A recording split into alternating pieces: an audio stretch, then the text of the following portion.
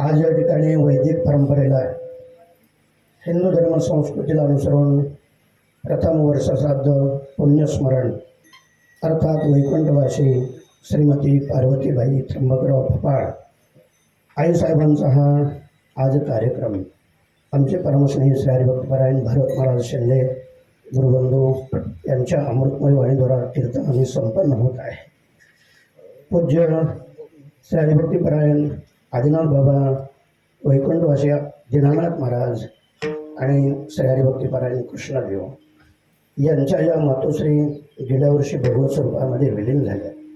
न मातो परदैवतम मातृदेवो भव शास्त्राने अनेक प्रकारचे वर्णन केले. शांती ब्रह्मनाथ महाराजांची एक ओळी फक्त मी सांगतो. पुरुष असेल पर्वकाळ जन्मात जोडे एक वेळ का माता पित्याचा अंतकाळ ते धर्माची वेळ अतिपवित्र महान पुण्यशील ही माता आहे. जवळच देवळा या ठिकाणच्या शिंगणे घराण्यातील 100 वर्षापूर्वी ही जन्म घेणारी ही कन्या तिकडेही आपल्या मातापित्यांच्या कुलामध्ये परमार्थ घराण्यात जन्म घेऊन धन्य जीवन आणि इकडे सुद्धा सासरी फपाळ या घराण्यामध्ये आयुष्यभर प्रपंच जीवनातून वाटचाल करत असताना आपली स्त्री धर्म श्रीमद भागवतामध्ये अनंत व्याख्या केलेल्या आहेत. त्या सर्व व्याख्या आपल्या जीवनामध्ये आचरणाने ज्यांनी पूर्ण केल्या अशा मातोश्री भगवत स्वरूपात विलीन झाल्या. खरं तर मी बोललोच पाहिजे होतं असं काही नाही आहे, परंतु वैकुंठवासी श्री हरिभक्तपरायण गुरुवर्य बाजीरावजी महाराज जवळेकर बाबा यांनी गीता मंदिर संस्थान उभा केला आणि म्हणून आदरणीय महाराजांचा तिथे खूप मोठा संबंध आहे. त्या संस्थांचा एक विश्वास या नात्याने महाराजांनी मला सांगितलं तासभर भागवत कथा लेट करा पण तुम्हाला यावंच लागेल. जसं आमचे भारत महाराज आले तसं मी या ठिकाणी आलेलो आहे. तेव्हा विश्वस्त या नात्याने माझ्या पूर्ण परिवाराच्या वतीने अशा या मातोश्रीच्या चरणारविंदाशी शतकोटी प्रणाम करतो. परब्रह्म भगवान परमात्म्याने केव्हाच आपल्या चरणारविंदाशी त्यांना स्थान दिलेलं आहे हे निश्चितच आहे. निश्चयाचे बळ आणि तुका म्हणे त्याची फळ. अशा या कार्यक्रमाच्या निमित्ताने उभ्या महाराष्ट्राच्या कानाकोपऱ्यातून फलटण बारामती आंबे अशा अनेक ठिकाणाहून कोण कोण आलेले आहेत ते आता महाराज आपल्याला पुढे बोलत असताना सांगणारच आहे. पण पुन्हा एकदा या मातेच्या चरणारविंदाशी नतमस्तक होतो आणि माझी 2 शब्द स्वरूपाची श्रद्धांजली या ठिकाणी अर्पण करून आपली रजा घेतो. या ठिकाणी भागवत महाराज शिंदे यांचा सत्कार या परिवारातर्फे होत आहे त्या त्यांचा स्वीकार करायचा आहे. तसेच उद्धव महाराज कोथिंबरी यांनाही जायचं आहे, त्यांनी सन्मानाचा स्वीकार करायचा आहे. चाल साळुंखे महाराज फलटण आणि रघुनाथ महाराज कोळसे आणि नंतरचे गुरुपदाची चाल चतुर्भुज महाराज निर्मळ हिवरा आणि सर्वांनी पाठीमागे मानायचे आहे.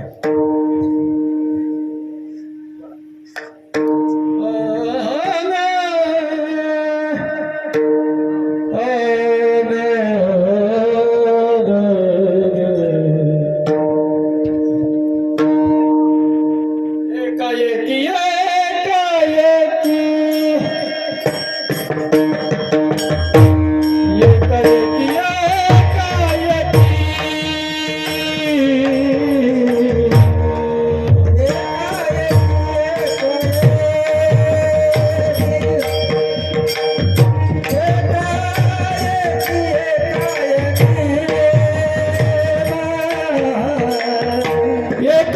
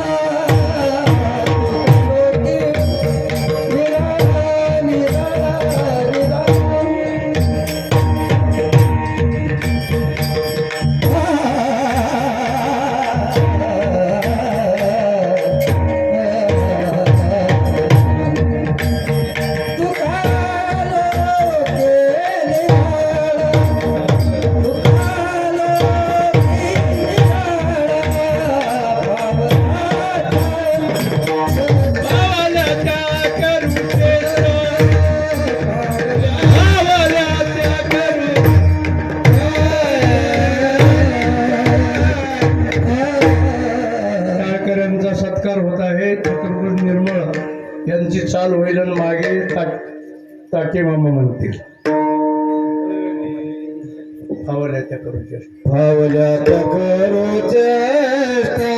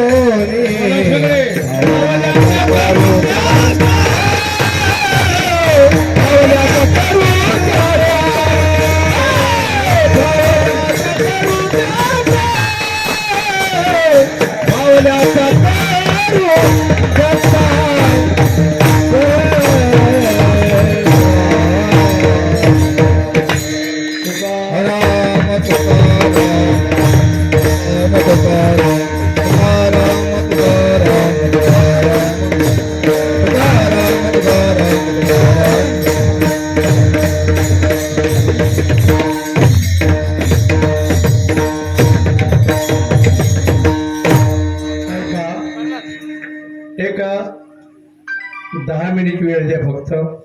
आपलं कीर्तन 11:15 11:30ला सुरू झालेलं आहे. महाराजांनी कीर्तन लवकर संपवलं.